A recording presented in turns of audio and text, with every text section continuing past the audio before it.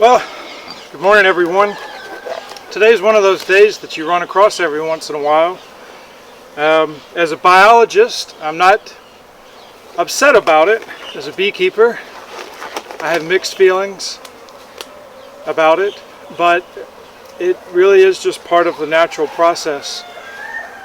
And it has to do with loss. But, you know, as a beekeeper and as a frugal beekeeper, I think we should always remember that even when we're faced with a situation that we think is a loss, we have to use the other part of our brain and say, but how can I take advantage of this? And that's what we're going to talk about today. Let's go ahead and set the stage, if you will. This hive was hive number 8. It was a late season swarm. I take that back. It was an early spring swarm. I'll put a link to the video up here, I think. They came in, they were really big. Huge number of bees. They've done very well. They've made honey. They were fairly varroa resistant when they were tested. But they have attempted to requeen and it went awry. And they could not requeen. Now we're at a situation where this hive will be lost. We've lost a queen. But she was a free queen. She was a gift. She was a swarm that came in. We don't know how old she was. So now we're going to take this loss and we're going to use it to bolster this, which was a late spring double screen board split. I'll put another link to the video up here where we looked at that. They're doing pretty well. I've already inspected both hives. They've not gone laying worker yet. I saw the queen up, laid eyes on her. She's not the biggest, most beautiful queen, but she's laying eggs. The population is enough, there's enough brood, that here in early September, I think they'll be able to make it through to next spring based on what I've seen. So I'm going to combine these two hives using the newspaper method.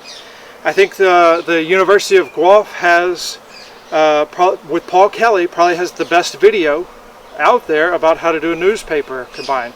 I'm going to do another one here because, you know, that's the thing about YouTube. You can never have too much of one thing. But I'm also going to use this as an opportunity. There's some really wonky comb in here. It got hot this summer and this comb sagged and warped and some of it melted and it looks ugly. So I have a chance to take some of that out. And in its place, I'll put some nice comb.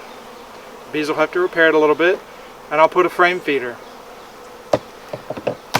So I want to take a loss of one queen and turn it into 3 or 4 good things. 3 or 4 things. Look, I've got comb and a box that I'm not going to have to store now. I don't have to worry about moths. I've got a bottom board that I can reuse on another hive that has a screened bottom board, and I hate screened bottom boards. So from this loss, we can have an overall gain. So that's what we're going to do. So let's go ahead and get started. There are workers here or will be here soon.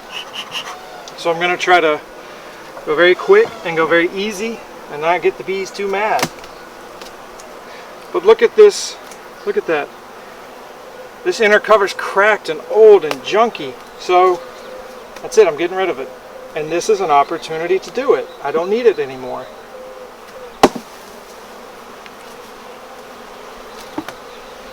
So we're going to take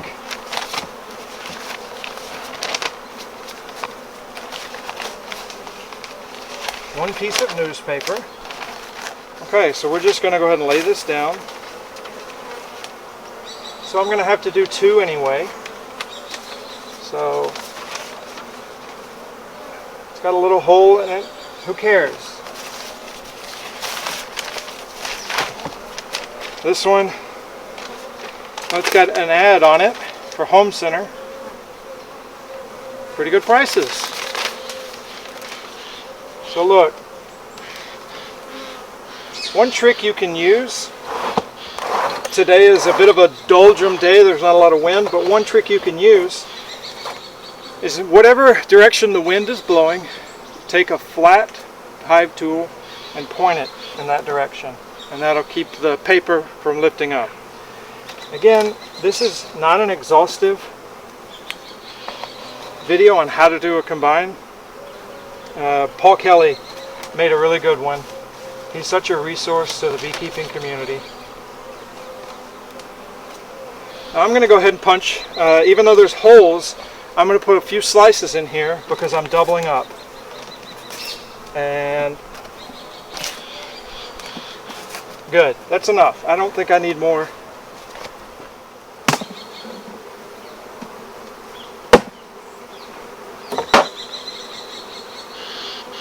There we go. And this is light. I mean, it's nothing. I'm a strong guy, but I'm not this strong. Look at that. Nothing.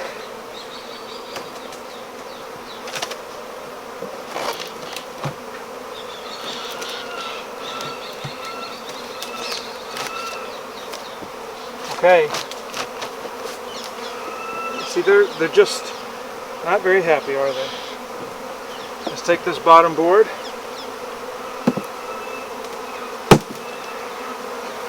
Good.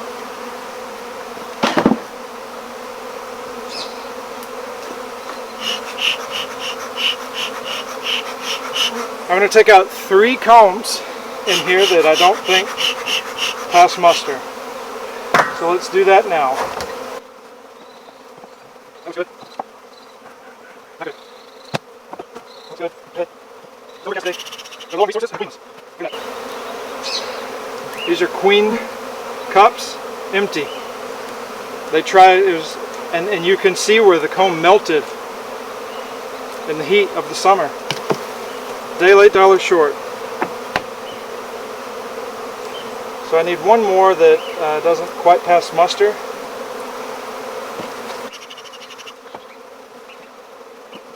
We're going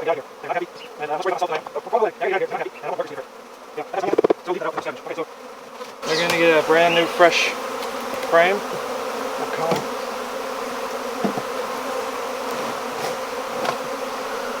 We'll scooch them over. 1, 2, 3, 4, 5, 6, 7. I miscounted.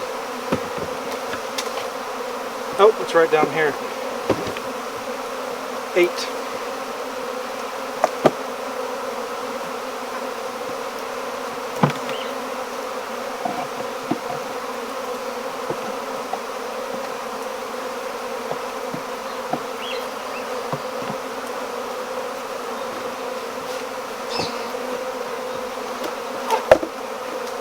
That's the one I didn't want to use again.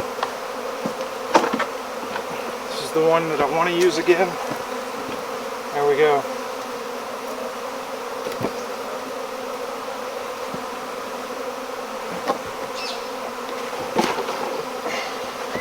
A little bit of 1-to-1. What was it? Mary Poppins said a spoonful of sugar makes the medicine go down. Same with bees. A spoonful of sugar just makes them a little happier than they were. So it won't take them long to chew through that newspaper. In the meantime, the pheromone from the queen, from the lower colony, is going to slowly work its way up. And that will allow the bees that remain here on the top to accept her as queen. And even if they don't, there's enough of a population down below that they should be able to protect the queen. But this is a tried and true method. So between this and the sugar water, the bees up top, who were very upset, very angry before because they're terminal, if you will, now have a new lease on life. Genetically, there's still a loss. But as far as what they can do for the rest of their existence, they now have something to do. Okay. Sugar water in. And that's it. That quick, we took a liability and we turned it into an asset. We took a hive that was gone, and now we have a hive that is stronger, a hive that now has 2 brood chambers, which I'm a fan of. So I think if we do a very quick recap, we were able to do a few things. We were able to get rid of some comb that was no good. We were able to get rid of an inner cover that is on its last leg.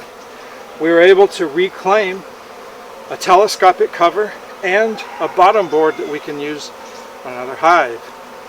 We were able to save these bees that went queenless.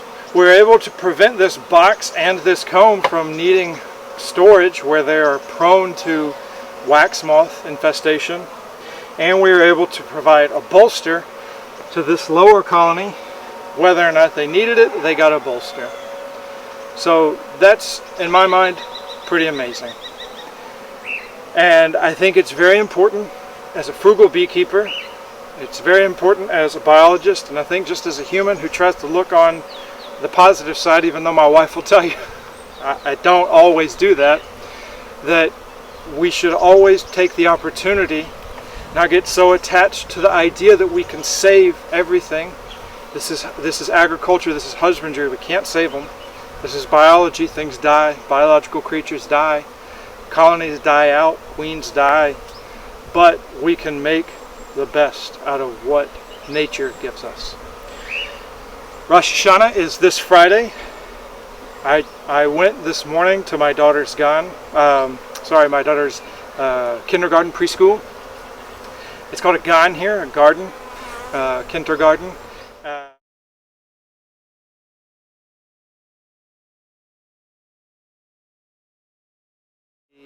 We went this morning and I showed them some honeycomb, gave them a little bit of honey. I showed them a video of bees.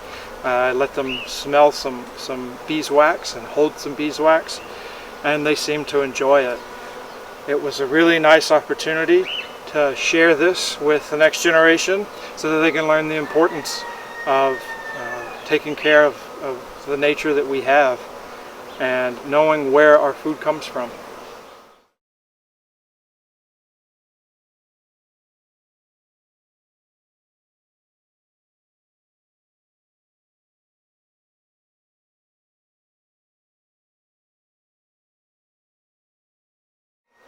As we go into this new year, it's the Jewish New Year, I want to wish everyone out there, whether you're Jewish or not, Happy New Year, and I hope that this year is as good for you as it was for me. And Shana Tova. Bye. Hi, how are you? Hi, how are you?